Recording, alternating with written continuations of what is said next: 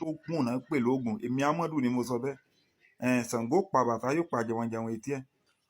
Iṣẹ́ tí mo fẹ́ fi lẹ́lẹ̀ yìí, ó lọ bá mi wá eérú inú àrò tán ń dáná níbi bẹ̀ dáadáa. Tọrọ o tọrọ bí ó sì wọ́ ọ lè má tọrọ kọ bù ú. Tó bá rí i pé kò sí onílé ńlé o lè lọ bù ú, àbí lébi tó bá ń gbé o lè lọ bù ú. Àmọ́ tó bá lọ lè bu eérú àrò alárò nílé onílé, táwọn rò bá ṣe lọ lè rí kan mọ́ bíbẹ̀, èpè ni wọ́n fi pa ọ́. Ọ̀ṣọ̀gùn sí láyé ẹ̀ nìyẹn, tí ẹ bá ẹ nìyẹn, èmi Amadu ò rán ẹ níṣẹ́ o. Wá lọ dán iṣẹ́ yìí wò, wá lọ dán wò. Ìwọ tó ṣe wípé gbogbo ìgbésí ayé rẹ ò ní trọ́ọ̀sì nù kankan, lọ lè dán iṣẹ́ yìí wò. Bóyá ó gbà wípé Ọlọ́run ọba ó fi àṣírí sọ́wọ́ àwọn kan, bóyá kò fi àṣírí sọ́wọ́ àwọn kan, lọ dán iṣẹ́ yìí wò. Nínú èpè àbí àdúrà ó mọ̀ fi ránṣẹ́ sí mi Amadu.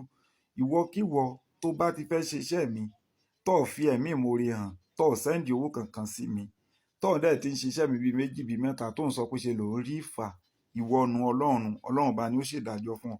Àdàbí tó bá ṣe wípé mo sùn mo wo lórí ọ̀rọ̀ gbogbo yín ló kù. Bẹ́ẹ̀ ni, torí àwọn ọmọ èèyàn ti ń ráre jù, ìyà ti ń jẹ àwọn ọmọ èèyàn jù.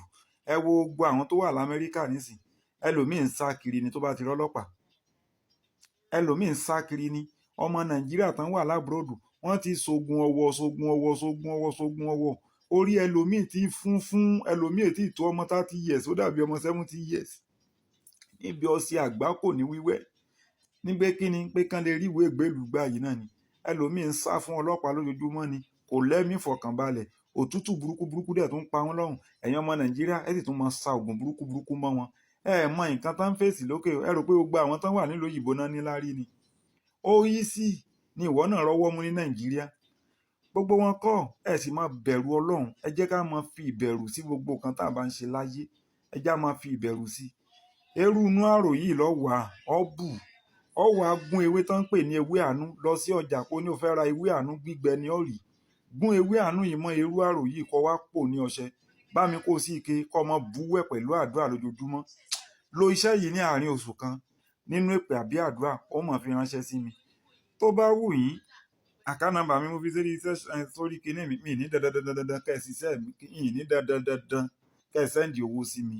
Àmọ́ àdàbí tó bá ti ṣe wípé irọ́ lèmi Amadu ń fi lẹ́lẹ́ nǹkan tí mò ń ṣe kò dá mi lójú ló kù. Tó bá ti ń ṣiṣẹ́ mi bíi méjì kọ́ tó ṣiṣẹ́ mi, rí wípé ò ń sẹ́ndì nǹkan sí mi. Kó fi ẹ̀mí ìmoore kó fi hàn. Kò sí èyí tí ò jẹ́ ibi iṣẹ́ mi.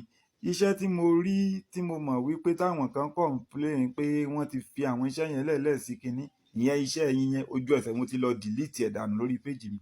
Nǹkan tí ó bá ṣẹ́ mi jẹ́ yẹn, èmi ò fẹ́. So bó ṣe rí nìyẹn. Àdúrà wo gbà láṣẹ Èdùmàrè, ilé wo rojú ọ̀nà wo ráyé. A ò ní kú, a ní kú ikú tó yáwọ́ láṣẹ Èdùmàrè. Bẹ́ẹ̀ ni yóò rí. Ẹ mọ bá mi dán iṣẹ́ mi Amadu wò lágbára Ọlọ́run. Ọlọ́run ó wọ ọlá àṣẹ tí ń bẹ nínú ìwé mímọ́ yìí. Ọlọ́run wọ ọlá àṣẹ tí ń bẹ nínú ìwé mímọ́ yìí. Ẹ má wàá gbàgbé, tẹ́ bá ti ń lo iṣẹ́ mi kankan, mo ti sọ fún yín pé kẹ́ máa ka Psalm 20 sí. Kẹ́ máa ní Ọlọ́run gbọ́ ohùn mi ní ọjọ́ ìpọ́njú. Orúkọ Ọlọ́run Jákọ́bù kí ó dáàbò bò mí, kí ó rán ìrànlọ́wọ́ rẹ̀ sí mi láti ibi mímọ́ rẹ̀ wá, kí ó rántí ẹbọ oore rẹ̀ gbogbo, kí ó sì rántí ẹbọ sísun rẹ̀. So ẹ mọ rí i pé kẹ́ máa gbà sí gbogbo iṣẹ́ tèmi Amadu bá fi lẹ́lẹ̀ yóò máa jẹ́ fún yín láṣẹ Èdùmàrè.